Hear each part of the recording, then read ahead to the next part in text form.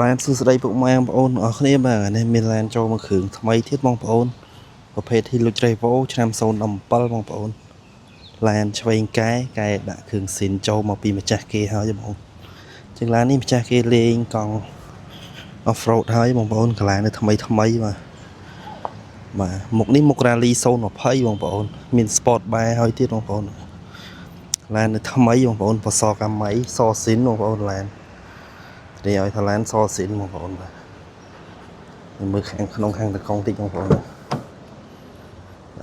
ចឹងឡាននេះ option ស៊ីនមកគេ option TOD បងប្អូនបាទមើលនៅពុកនេះ TOD បាទថ្នេរពណ៌ក្រហមបងប្អូនហេតាឡើងខាងក្នុងនៅថ្មីបងប្អូនបាទខ្សែក្រវ៉ាត់ក្រហមបាទថ្នេរ TOD មាននៅសងខាងអីមុខបាទពុកម៉ែបងប្អូនឆ្លាញ់អាចមកមើលបានបាទសម្រាប់ឡានមួយគ្រឿងនេះពូកនៅថ្មីខ្ចីញ៉ាញ់ពូកស៊ីនបងប្អូនHilux Revo ឆ្នាំ07បងប្អូនបាទមាន Sport Bar មានអីហើយបងប្អូននេះក្នុងធុងបងប្អូនបាទលាក់ដីយើងអាចសម្អាតបានតម្លៃលក់ 20000 ជាងបងប្អូនបាទបងប្អូនឆ្លាញ់អាចមកមើលបានតម្លៃលក់ 20000 ជាងទេចឹងអានេះឆ្នាំ07តែម៉ាស៊ីនវាប្រភេទម៉ាស៊ីន GD បងប្អូនម៉ាស៊ីនស៊េរីថ្មីម៉ាស៊ីនដូច018ដល់025បងប្អូនបាទឥឡូវយើងទៅបញ្ឆេះម៉ាស៊ីនមើលតិចចឹង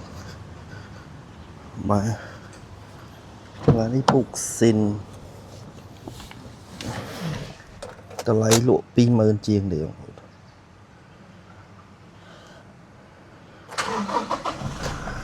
អូខេអានឆេះនៅពុកម៉ែបងប្អូនឆ្លាញ់អាចមកមើលបានតម្លៃលក់ 20000 ជាងអញ្ចឹងឡាននេះប្រើបាន 90000 គីឡូជាងបងប្អូនបាទ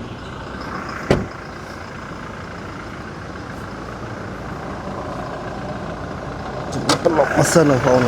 សិនថ្មីខ្ចីដែរសិន GD បងប្អូនសិនស៊េរីថ្មីHilux Revo ឆ្នាំ017បងប្អូនឡើងគ្រឿងមក Rally ហើយទៀតបងប្អូនបាទកង់ off road ថ្មីយកទៅប្រើអែមបងប្អូនបាទ